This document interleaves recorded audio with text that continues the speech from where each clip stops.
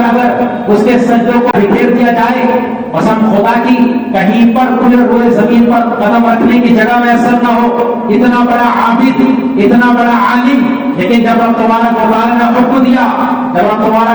حکم دیا، کہ آدم کو سجدہ کرو، تو سجدہ کرنے سے انکار کر دیا. علماء کہتے ہیں کہ یہ انکار کس لیے تھا؟ انکار اس لیے نہیں تھا کہ وہ غیر اللہ کو سجدہ کرایا جا رہا تھا، بلکہ انکار اس لیے تھا کہ آدم مٹی کے بنے تھے اور شیطان آگ سے بنا تھا. شیطان نے سمجھا کہ میں افضل و اعلیٰ ہوں، یہ نبی ہو کر مجھ سے کمتر ہے. قسم خدا کی صرف نبی کی تعظیم نہ کرنے کی وجہ سے اس نے سجدے کا انکار کیا اور کافروں میں سے ہو گیا. کتنی بڑی وعید رب تبارک و تعالیٰ نے کلام پاک میں ارشاد فرما دی کہ وہ کہ جو علم ایسا ہو فرشتوں کو بھی درس دیتا ہو، عبادت ایسی ہو، اس کے سجدوں کو اگر وہ زمین پر بکھیر دیا جائے تو وہ زمین پر قدم رکھنے کی جگہ میسر نہ ہو. اتنا بڑا عالم ہونے کے باوجود صرف ادنا رب تبارک و تعالیٰ کے محبوب کی شان میں گستاخی کی، اور گستاخی کرتے ہوئے تحقیراً یہ کہہ دیا کہ یہ مٹی کے بنے ہیں، میں ان کو سجدہ نہ کروں گا. سجدے کا انکار کر دیا تو اس کی عبادت اس کے منہ پر مار دی گئی، اس کی ریاست اس کے منہ پر مار دی گئی، اس کا علم اور تقویٰ سب اس کے منہ پر پھینک دیا گیا. قسم خدا کی آج ہم اپنا محاسبہ کریں کہ ہم جس دور میں جی رہے ہیں ہمارے ارد گرد ایسے گستاخ موجود ہیں کیونکہ ہمارے ساتھ تو بڑے بھولے بن کر بات کرتے ہیں، لیکن اگر ان کی حقیقت کو جانے، ان کے انڈر گراؤنڈ تعلقات کو اگر ہم پہچاننے کی کوشش کریں تو ان کے تعلقات کسی اور سے نہیں بلکہ گستاخ رسول سے ملتے ہوئے نظر آتے ہیں. تبھی تو علامہ اقبال نے کہا کہ محمد سے وفا گر تو نے تو ہم تیرے ہیں، یہ جہاں چیز ہے کیا لوح و قلم تیرے ہیں.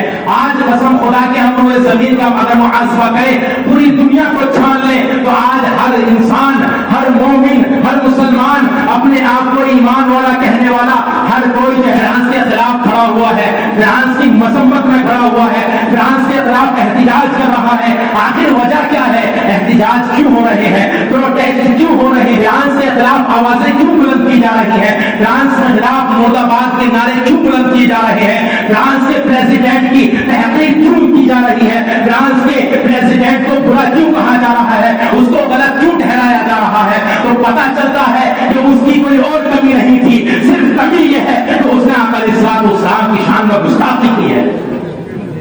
تو پتا چلا کہ اگر ایک کنٹری کا پریزیڈنٹ بھی ہو اور اگر اس نے نبی کی شان میں توہین کر دی ہو، نبی کی شان میں گستاخی کر دی ہو، نبی کی شان میں نازیب کلمات کہہ دیے گئے ہو، تو پریزیڈنٹ کو بھی نہیں بخشا جاتا. پریزیڈنٹ کو بھی امت محمدیہ کا غریب سے غریب طبقے کا ایک ادنا سا فرد بھی اپنے جوتے کی نوک پر مارنے کے لیے تیار رہتا ہے. صرف وجہ یہی ہے کہ اس نے نبی کی شان میں توہین کی ہے.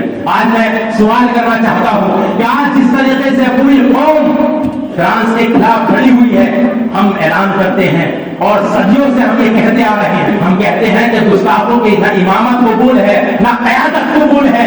وہ جب خود مسلمان نہیں تو ان کے پیچھے نماز کیسے ہو سکتی ہے؟ لیکن لوگ سمجھتے ہیں کہ نہیں، یہ مولویوں کا جھگڑا ہے. کیونکہ علامہ اقبال نے کہا کہ محمد سے وفا گر تو نے تو ہم تیرے ہیں. یہ جہاں چیز ہے کیا لوح و قلم تیرے ہے. اگر تو نبی کا معین رہے گا، تو نبی سے محبت کرنے والا رہے گا، تو یہ روئے زمین کے افراد ہی نہیں بلکہ لوح و قلم تیرے ہو جائیں گے. اور اگر گستاخی کی تو پھر یہ لوح و قلم کیا، اس قوم کا ایک ادنا سا غلام، نبی کا چاہنے والا، چاہے کتنا ہی غریب کیوں نہ ہو، فقیر کیوں نہ ہو، تجھے اپنے جوتے کی نوک سے مار دے گا. اے آر رحمان نے اپنے یوٹیوب چینل کے اوپر وہ فلم کو ریلیز کیا ہے جس فلم کو ریلیز کرنے کے لیے کئی مرتبہ کوششیں کی گئی. ابھی کچھ دنوں پہلے ڈون سنیما والوں نے اس کو ریلیز کرنے کی کوشش کی، لیکن علماء اہل سنت کے احتجاج میں، خصوصاً رضا اکیڈمی کے احتجاج میں اس کو اس کام کرنے سے باز رکھا اور اس نے پھر توبہ کی کہ میں نہیں چاہتا کہ قوم مسلم میں ایک انتشار پیدا ہو. وہ وہاں پر ٹھہر گیا کہ 2 ہفتے پہلے اے آر رحمان نے اسی فلم کو ریلیز کر دیا. آج مذمت کرتے ہیں اس کی کہ وہ فلم کہ جس میں آقا علیہ السلام کی والدہ کا چہرہ دکھایا جائے، قسم خدا کی جب یہ قوم اس کو دیکھے گی اور جب کہیں پر حضرت آمنہ، حضرت حلیمہ کا اگر کہیں پر بیان ہوگا تو وہ اس وقت بیان سنتے سنتے تصورات میں اس چہرے کو اپنے سامنے، آقا علیہ السلام کی والدہ کی شان میں ایسی توہین کہ جس کی ہم مذمت کرتے ہیں. الحمدللہ اس لیے کہ کی محمد سے وفا کر تو نے تو ہم تیرے ہیں. یہ جہاں چیز ہے کیا لوح و قلم تیرے ہیں.